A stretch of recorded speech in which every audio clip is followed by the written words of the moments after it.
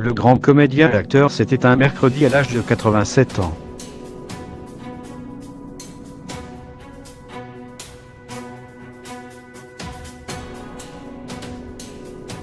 Au cinéma, sa voix et sa présence ont marqué toute une génération.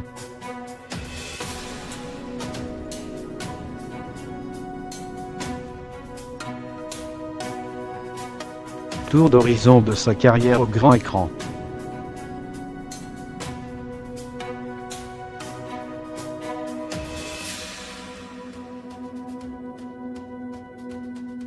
Je suis un acteur de théâtre qui fait du cinéma, avouait Jean-Pierre Marielle lors d'une interview en septembre 1980.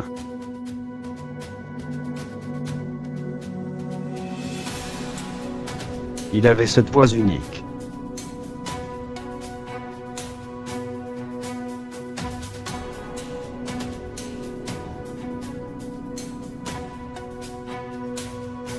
Rocailleuse, puissante et chaleureuse.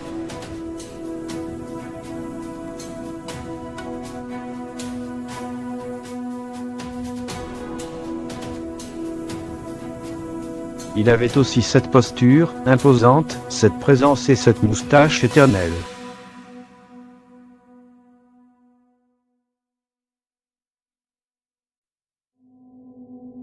Né à Dijon le 12 avril 1932, il grandit à Précy le 7 avant 2.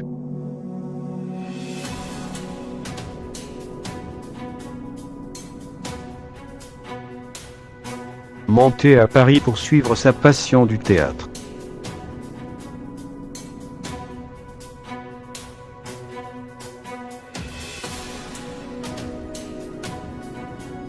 Le jeune comédien passe par le Conservatoire et la Comédie Française.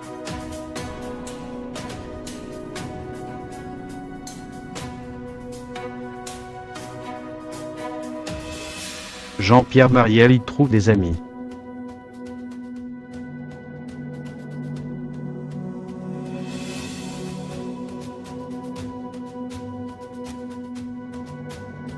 Bébel, Vernier, Jean Rochefort, Françoise Fabian et Guy Bedos, la bande de copains ne se quittera plus.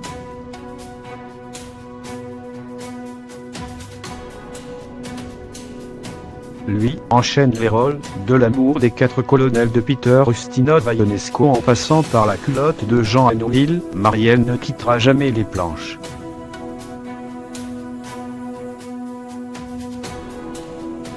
Il recevra de nombreuses distinctions théâtrales dont le Molière du comédien en 1994 pour le retour d'Harold Pinter et le prix Lumière pour l'ensemble de sa carrière cinématographique.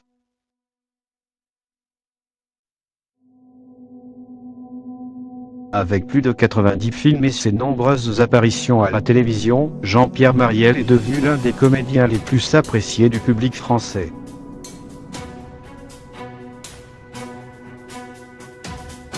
Nommé 7 fois pour le César du meilleur acteur, il n'en remportera aucun.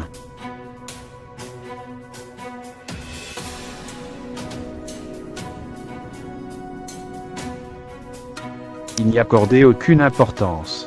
Je m'en fous totalement.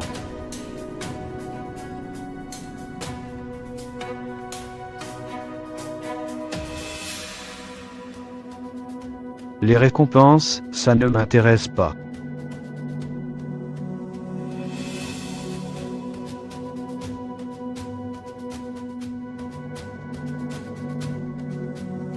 La seule récompense, c'est quand le public passe un bon moment, déclarait-il dans une interview au Parisien en 2014.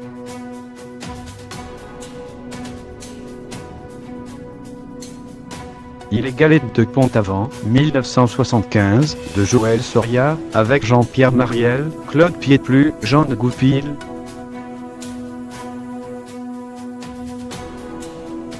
Des rôles marquants et des rencontres déterminantes.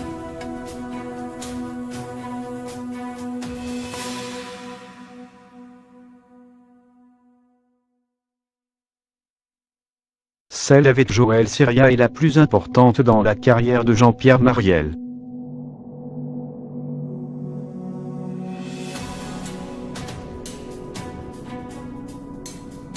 Après Charlie et ses deux nénettes en 1973, Mariel crève l'écran dans Les Galettes de Pont-Aven. Il sera nommé dans la catégorie du meilleur acteur lors de la première cérémonie des Césars.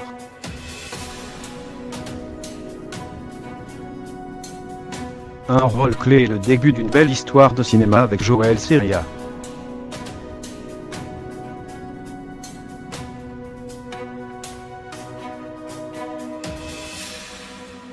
Scène irrésistible, cette tirade tout en finesse du représentant de la maison de parapluie Godino.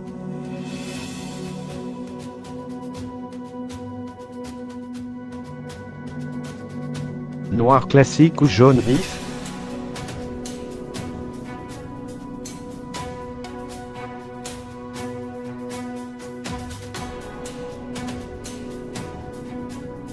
On aura tout vu, 1976, de Georges Lautner, avec Pierre Richard, Miou Miou, Jean-Pierre Mariel.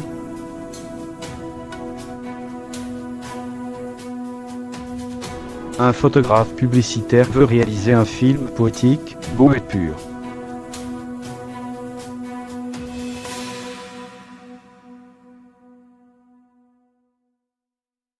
Il trouve enfin un producteur. Jean-Pierre Mariel dans la peau de Bob Morlock.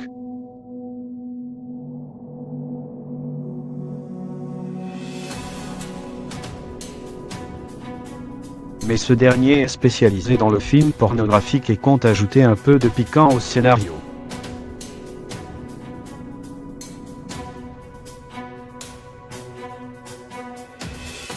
Calmo, 1976, de Bertrand Blier, avec Jean-Pierre Mariel, Jean Rochefort, Brigitte Fossé.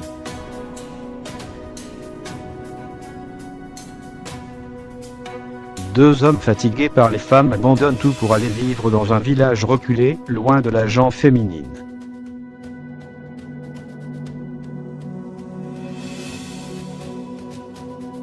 Jean-Pierre Mariel, savoureux dans cette scène rabelaisienne, fait ici la paire avec son grand ami de toujours, Jean Rochefort.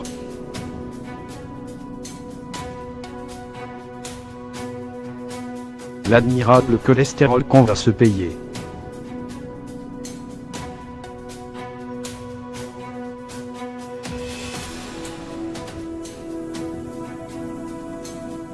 Ça vaut quand même mieux que des barbituriques.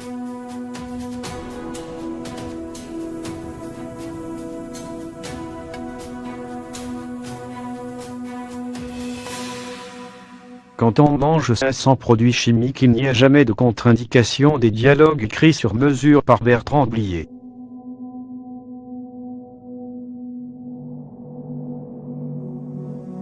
J'ai fait plusieurs films avec Bertrand Blier et Calmo était l'un des plus dingues.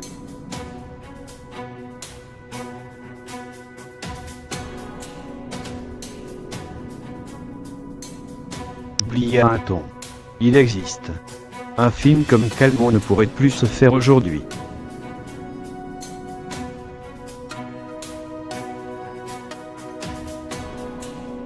Je me souviens avoir lu le scénario et avoir été enchanté, parce que j'ai toujours aimé les auteurs un peu particuliers, expliquait Mariel dans une interview publiée dans les colonnes du Figaro.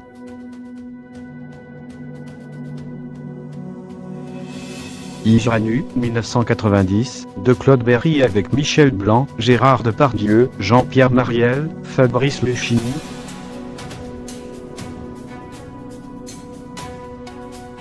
Dans une petite ville de province amochée par la guerre, Jean-Pierre Mariel se retrouve avec du beau monde.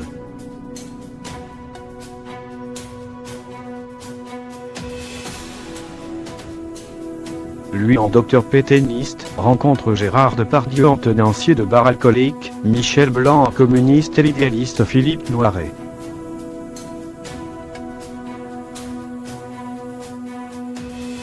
Michel Galabru et Fabrice Luchini complètent la distribution 5 étoiles de cette comédie de Claude Berry.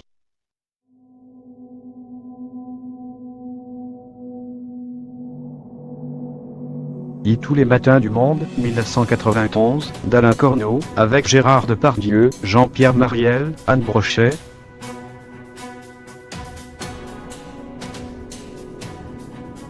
Avec Tous les matins du monde, Jean-Pierre Mariel franchit un cap dans sa carrière.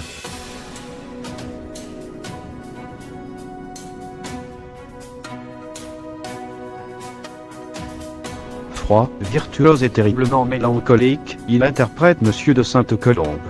Janséniste sombre et rebelle, grand maître de la viole de gangue hanté par le fantôme de son épouse défunte.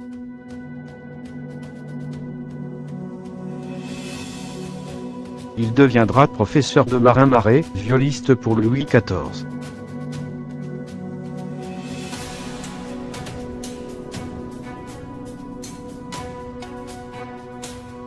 Grand amoureux de jazz, Jean-Pierre Mariel avouait dans une interview son plaisir d'apprendre la musique baroque. C'était une grande découverte, ça m'a semblé familier. Il est grand-duc, 1996, de Patrice Lecomte, avec Philippe Noiret, Jean-Pierre Mariel, Jean Rochefort.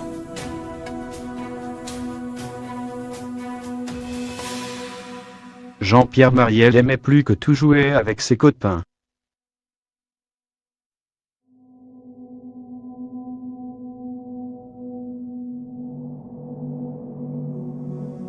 Dans Les Grands-Ducs, il retrouve Jean Rochefort pour interpréter une bande de comédiens fauchés avec Philippe Noiret.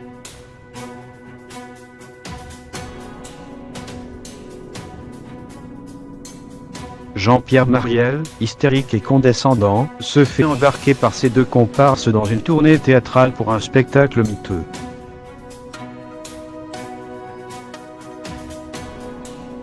Bruni Tedeschi, Sabine Azéma.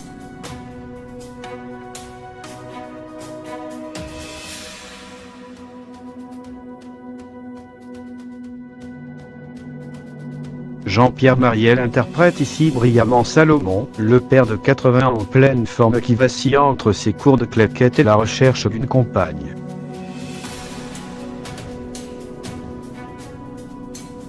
Pour ce rôle, il sera nommé pour le César du meilleur acteur.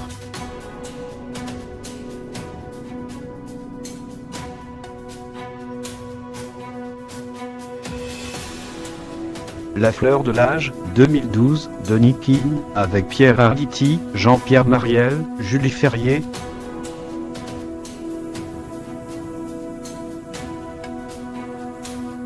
Jean-Pierre Mariel interprète ici un vieillard indomptable, pire cauchemar de son fils Hubert, joué par Pierre Arditi.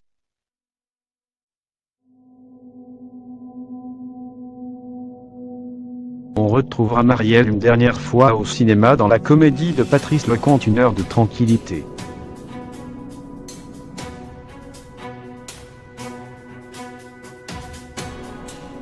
Au petit écran, là aussi après une longue carrière, il sera l'un des personnages de l'épisode 2 de la série Capitaine Marlowe en 2016.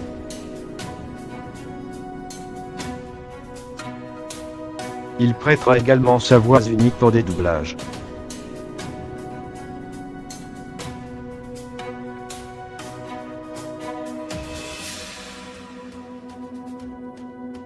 Retenant celui du chef Auguste Gusteau dans le superbe film d'animation Ratatouille de Brabir.